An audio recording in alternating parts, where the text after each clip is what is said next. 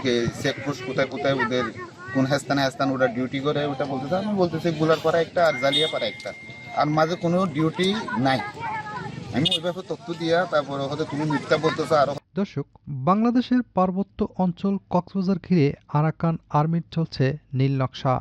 কক্সবাজার টেকনাফের নাপ নদীতে মাছ শিকার করা জেলেদের অপহরণ মিয়ানমার সশস্ত্র গোষ্ঠীর আরাকান আর্মির জন্য নতুন কিছু নয়।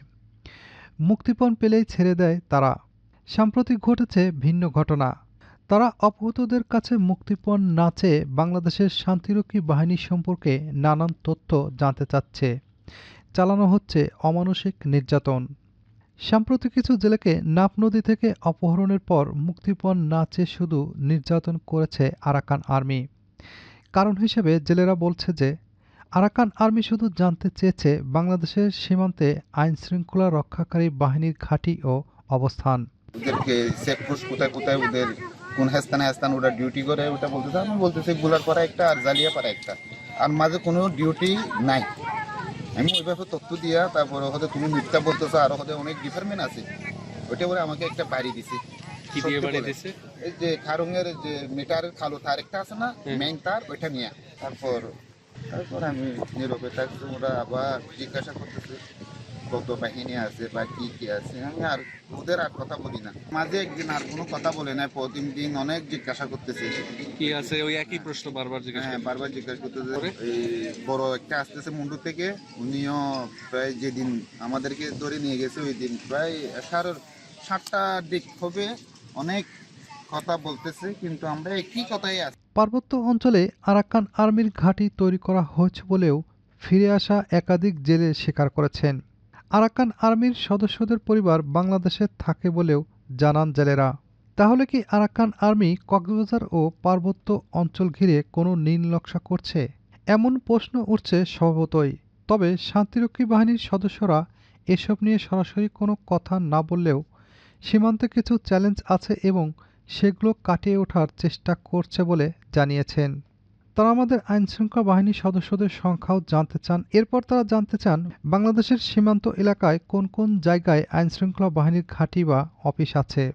তিনি বলেন, এরই মধ্যে অনেক জাহাজ তারা আটক করে রেখেছিল, ধরে নিয়ে গিয়েছিল বাংলাদেশি অনেক জেলেকে। এসব ঘটনা স্বাভাবিক বাণিজ্য পরিস্থিতি ব্যাহত করেছে। এ কারণে দেশের সীমান্ত সুরক্ষা এবং রোহিঙ্গা প্রত্যাবাসনের স্বার্থে মিয়ানমার রাখাইন রাজ্য সিংহভাগই দখলে নেওয়া আরাকান আর্মির সঙ্গে যোগাযোগ রাখছে ঢাকা। মিয়ানমারের রাখাইন রাজ্যে 17 দিন বন্দী ছিলেন ৩৫ বছর বয়সী জেলে মাহমুদুল হাসান। এ সময় তাকে রাখাইন রাজ্যের একটি বিচ্ছিন্ন ক্যাম্পে আটকে রাখা হয়। ক্যাম্পটি আরাকান আর্মি নিয়ন্ত্রণ করছিল। মাহমুদুল প্রায় ২০ বছর ধরে বাংলাদেশ ও মিয়ানমারের মাঝামাঝি জলসীমায় মাছ ধরেন। ২১ বছর বয়সী মৎস্যজীবী আব্দুর রহমান, যিনি ১৭ দিন আরাকান আর্মির ক্যাম্পে বন্দী ছিলেন, তিনি জানান, আমরা বন্দী থাকার সময় কিছু বাংলাভাষী আরাকান আর্মির সদস্য বলছিলেন তাদের পরিবার কক্সবাজার এবং টেকনাফে বসবাস করে। কিছুদিন আগেও জেলেদের পরিবারের কাছ থেকে মোবাইল ব্যাংকিংয়ের মাধ্যমে ৩৫ লাখ টাকা মুক্তিপণ আদায় করেছে আরাকান আর্মির সদস্যরা। এটি অত্যন্ত গোপনে হয়েছে। বিজিবি টেকনাফ ব্যাটালিয়ন জেলেদের মুক্ত করতে গুরুত্বপূর্ণ ভূমিকা পালন করেছে।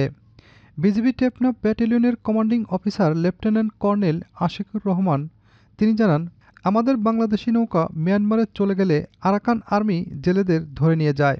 তবে তারা যে আমাদের সীমান্ত এলাকায় প্রবেশ করেছে এটি সত্য নয়। আরাকান আর্মি সক্রিয় আছে এবং স্বীকৃতি পেতে চায়, এজন্য তারা এমন ঘটনা ঘটাচ্ছে। তবে আরাকানদের সঙ্গে যোগাযোগ চেষ্টা করা হলে তারা সাড়া দেয়, যার কারণে আমরা জেলেদের ফিরিয়ে আনতে পারছি।